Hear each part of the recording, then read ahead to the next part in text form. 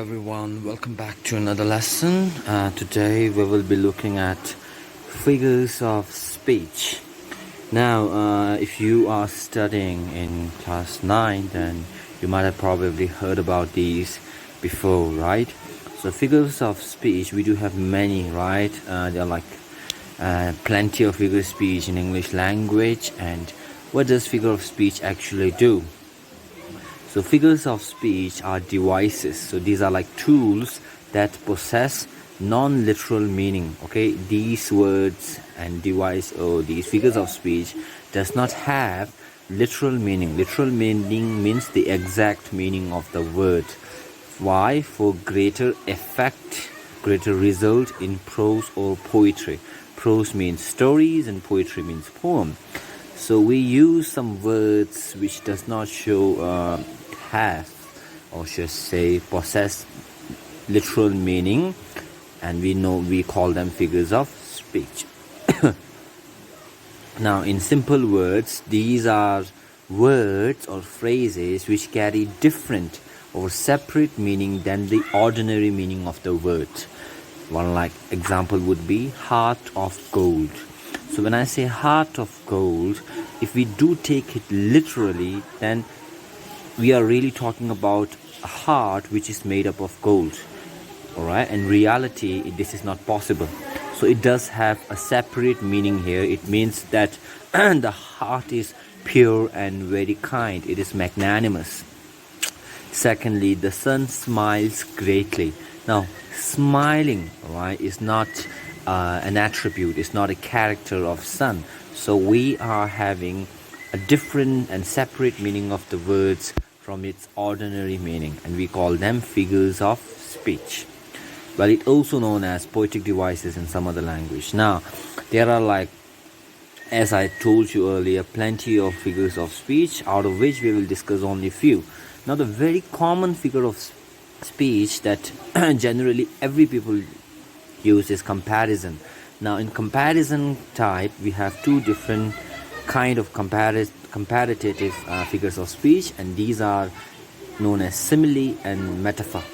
So what is a simile and what is a metaphor? Both are designed to make comparisons. Okay, you know what comparisons mean when we compare one person with another. Like when I say he's big, she's bigger than him, so I'm making comparison, right?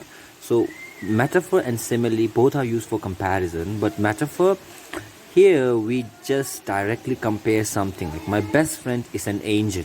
Okay, and here on the right side, my friend can jump like a gazelle. Now here I use simile use the word like to show comparison, but in metaphor there's no word such as like and as to show comparison, because this is direct comparison between two unlike things, and simile is not that really direct. It uses words like and as. So let's get into a little more detail here. So what's a simile? Simile is a comparison between two unlike things, okay, two unlikely things. So two very different things, when we are comparing between them, and when we use words like or as in between it, then we are using simile. For examples like, he eats like a pig. So you see the word like, he eats like a pig. We are comparing the way he eats with the way a pig eats. Her smile is as bright as the sun. So we're comparing her smile's brightness to that of the sun. The boy thinks like Einstein. Right? So how does the boy think? He thinks like Einstein. As wise as an owl. As clear as crystal. So these are used for greater persuasion, and it's an art that you can learn. Okay, and simile is normally used in every particular language, even in Tibetan, in Hindi as well, we do use simile a lot. Now the main difference is we use word like or as to show comparison. Now from your very text book, we have a story called Little Girl, in which the author has used simile. So we see like he was so big, his hands and his necks, especially his mouth when he yawned. Thinking about him alone was like thinking of a giant. So here, the author has compared the picture of the father in this story with that of a giant. So we have used simile here. So as I said, simile can be used in prose and as well as in poetry. Now let's talk about the other part of type of comparison, which is metaphor. Metaphor makes a direct comparison between two unlikely things or ideas without using like or as. Okay, like time is money. So we are not saying time is like money, we are directly saying time is money. The world is a stage. I'm not saying the world is like a stage. Language is our soul. Without it, our soul will die. She is a night owl. She is we need a here. She is a night owl and he is a tiger. So here I'm comparing he with tiger, she with an owl, language with the soul, the world with stage.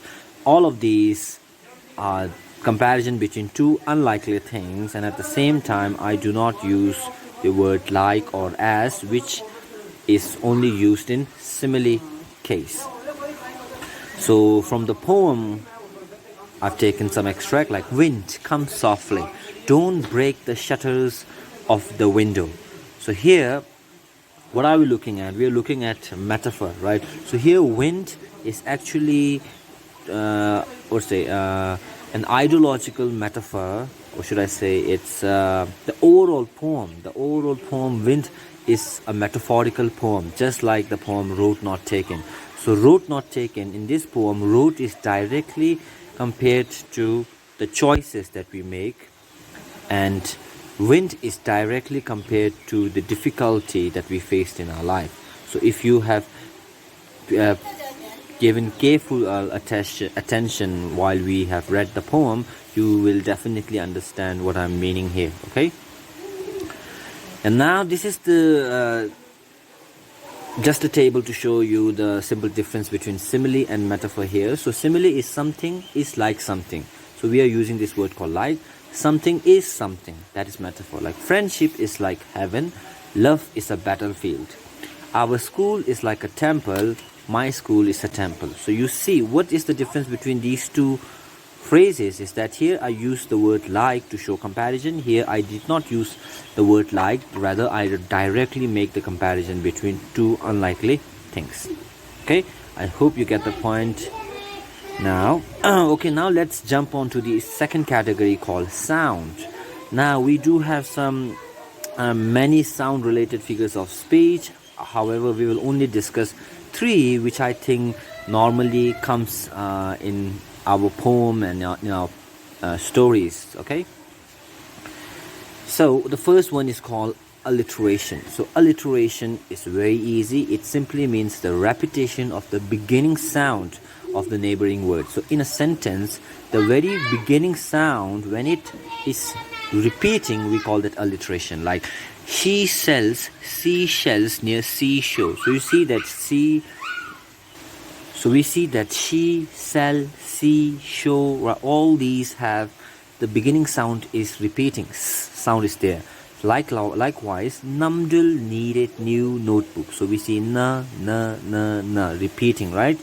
Green grass grows in the great garden. So g sound is repeating here, and these kind of figure of speech is known as alliteration. Okay, this one is very easy. You normally use it, okay, unknowingly in your writing. Now the next one is known as anaphora. Okay, anaphora is also an easy one. Here there are like phrases or words like the stanzas and the lines from poem, and phrases means group of words with the beginning the same word or words. So there can be like one word or can be like more than one, all right, and it is beginning of in the each line. Like I came, I saw, I conquered. So I, you see same word at the beginning of every phrase. This is from Julius Caesar, a very popular drama written by William Shakespeare. And then here from the very poem called Wind of class 9, don't break the shutter of the windows, don't scatter the paper, don't throw down the books off the shelf. So we see that the repetition of the phrase, the word called don't, which is a phrase, right? And we have just one word repeating again and again, but not in one row, right? If it is repeating just after a few words, then we call it alliteration. But here it is repeating after several phrase or words. So these are words and this can be a phrase. Okay, phrase means more than one word. Now the third one is the most commonly used one, is known as onomatopoeia. So onomatopoeia, we normally use it, and these are words that sounds like what it describes. So the words directly associates with the sound. For example, like the sound of bee is buzz. Then when we crack something, it creates a sound like crack. Then cow normally made the sound moo. Then the dogs make woof. This is W, okay? It's mistaken here. Woof. And then ducklings make sound like quack, quack, right? So all these sound like meow is the sound produced by cat, and roar is by large cats like tiger and lion. So these are known as onomatopoeia, and we normally use it in our poem and in our story.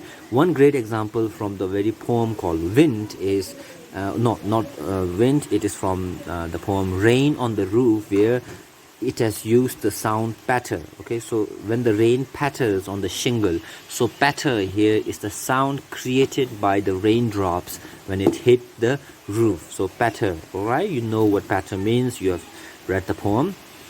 Okay, now we are done with sound category. Let's get on to the next category, which is also common, known as personification. In this figure of speech, we attribute human qualities to a non-living object or idea. So we know what are human qualities, like the wind howl. So when we say human quality, we are not only talking about human, right? We are also talking about animals and living objects, living beings here. So the wind howl. Howl usually means cry. So the wind cry with the sound woo, right? So normally wind cannot cry. We are giving one human quality to wind, which is a non-living object. Like from the poem Rain on the Roof, melancholy darkness gently weeps in rainy tears. So weep means cry, and we know what cry means. So now darkness cannot cry. Darkness is an idea and it cannot cry. Here darkness means cloud, and cloud does cry, but we have used personification. We have given one human quality to a non-living object. The wind's friendship is good, from the poem Wind. Now friendship, do you really think that wind can become a friend of yours? No, right? Friendship is a quality of humans and animals, so we have given one of such qualities to a non-living object. So in this way we use personification in our day-to-day life. Now the next one is known as hyperbole. Hyperbole is also known as exaggeration. What do we do here? We overstate something, right? In Tibetan word it would be like when we are saying something which is not literally possible, right? We do it for emphasis, means focus and results. Like example, I called you 1,000 times. Now it just shows that I called you many times, but do you really think that a person will call you for 1,000 times? No, right? So it's an hyperbole here. He can do it forever. Like normally we do say like, oh, we are friends forever. Do you really think that you can live forever? No, we just live for like 100 years at the maximum. So this is just an hyperbole. You are overstating something, you are exaggerating something. Like everybody can read that. We do say it, right, for emphasis, right? Everybody can read that. It was that simple. But literally it is not possible. Not everybody can read things, right? We do have kids who are dyslexia. Dyslexia means a person who cannot read even after a great time period of practice. So these are some of words like I told you millions of times, don't do that, right? So do you really think that I have a time to tell someone for 1,000,000 times? No, I'm just using hyperbole for emphasis and effect. Like one example is from The Road Not Taken. It says that I took the one less traveled by, and that has made all the difference in his life. Now just really think about it carefully, students and learners. Now, one decision cannot make all the difference in your life. Not really possible. Not all of them. Maybe some of the differences in life is really made by the decision or the road that you have taken, the choice that you have made, but not all. So it is used as an hyperbole here to show or to create emphasis here. Okay, it's the last two lines from the poem, The Road Not Taken by Robert Frost. Now with this we are actually done with the figures of speech of this lesson. Let us just do a quick recall. So we look at simile and metaphor at very first, which are both for comparison. In simile we use word like to compare. In metaphor we do not use word like to make comparison. Like when dissolving like soap in water, John is a goat, right? Goat here means the animal, you know. Then we talk about some other sound related thing, but here I have given you personification. It means that we give human quality to a non-human being, right? Like a rain starts or thinner, right? So there are different examples there. You can pause the video and look at it. Then we talk about hyperbole, the very last one, where we say that we are over-exaggerating something. It is the art of telling the idea that if something is meant by making it larger or smaller. Okay, suppose I saw a very common snake nearby our school, but then when I am reporting this to my teachers and colleagues, I will like, oh well, I saw this big and large snake. So what am I doing? I'm just making it larger than it actually was. So that's a hyperbole here. Then we talk about onomatopoeia, which is a very simple one. Like, can you hear the click, like click, click, click on the road? Like the water drips from the tap, drip, drip. So these are the sounds that has helped to create new words. Now the rest two are known as idioms and proverbs. We do talked about idioms in our class. Okay, idioms are like a group of phrase which has non-literal meaning. Okay, and then we talk about proverbs are normally a truth saying which has been passed on from generation to generation, and we will definitely talk about these two things in our next class if you're not very sure, but I hope that you know these two things, and these two also comes under the category called figures of speech. Okay, so with this we are done with the short lesson on figures of speech. I hope everybody have learned something new here. In our next lesson video we will definitely cover the other figures of speech which will come across when we read new poems and new stories. So that's it for now. Thank you all for taking the time to go through this video. In case you have any question or doubt, you can leave a message in my WhatsApp account or drop a comment in the comment section below. Thank you all.